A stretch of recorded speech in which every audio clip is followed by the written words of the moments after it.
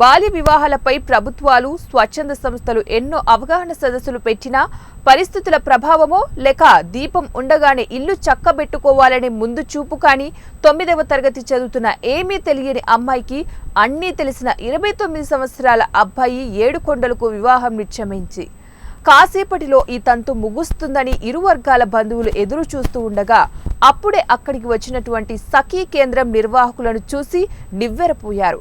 ఇంతకీ ఈ తంతు జరుగుతుంది ఎక్కడో మారుమూల ప్రాంతాల్లో కాదు, భద్రాద్రి కొత్తగూడెం జిల్లా సుజాత నగర్ మండలం గరీబ్ పేట వద్ద చోటు చేసుకుంది. జిల్లా కేంద్రానికి సుమారు 5 కిలోమీటర్ల దూరం కూడా లేని చోటనే బాల్య వివాహాలపై అవగాహన లేకపోవడంతో స్థానికులు మరియు అధికారులు నివ్వెరపోయారు. దీంతో బాల్య వివాహాన్ని అడ్డుకొని అమ్మాయిని అబ్బాయిని ఇరువురి బంధువులను సఖీ కేంద్రానికి తరలించి కౌన్సిలింగ్ ఇచ్చే పనిలో పడ్డారు. ఈ సందర్భంగా వారు మాట్లాడుతూ బాల్య వివాహాలను చేయించడం నేరమని, ఇలాంటివి చట్టపరంగా శిక్షణకి అర్హులవుతారని పెండ్లిని నిలుపుదల చేశారు.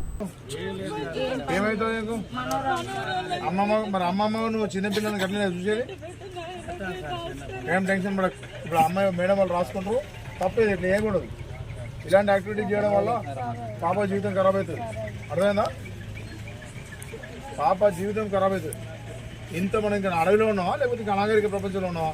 రోజు టీవీలో అలాంటి అందరూ చెప్తూనే ఉన్నారు చిన్నపిల్లలకు పెళ్లి చేయొద్దని. తెలిసైతే లేక ఎట్లా మీ అందరూ చదువుకున్న వాళ్ళు ఉన్నారు కానీ ఆ చుట్టుపక్కల వాళ్ళు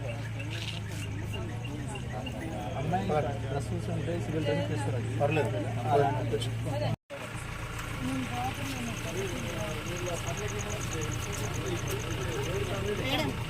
గ్రామంలో మనకు ఈ రాత్రి ఒక మైనర్ అమ్మాయికి పెళ్లి చేస్తున్నారని ఒక సమాచారం రావడంతో చైల్డ్ ప్రొటెక్షన్ వాళ్ళు సాయంతో నేడు పోలీస్కి వాళ్ళకి సపోర్ట్ యాక్షన్గా మేము కూడా వచ్చేసి ఇమీడియట్గా చూసేసరికి ఇక్కడ అంటే చిన్న పాపకి అంటే 13 సంవత్సరాల పాపకి మ్యారేజ్ చేయడానికి వాళ్ళు అన్నీ రెడీ చేసుకున్నారు. ఈ విషయం తెలియగానే చైల్డ్ ప్రొటెక్షన్ వాళ్ళు వచ్చేసి వాళ్ళతో సహాయం వాళ్ళందరినీ కూడా చేయడం జరిగింది. వాళ్ళకు అవేర్నెస్ కలిగించి ఈ మ్యారేజ్ని ఆఫ్ చేయడం జరిగింది.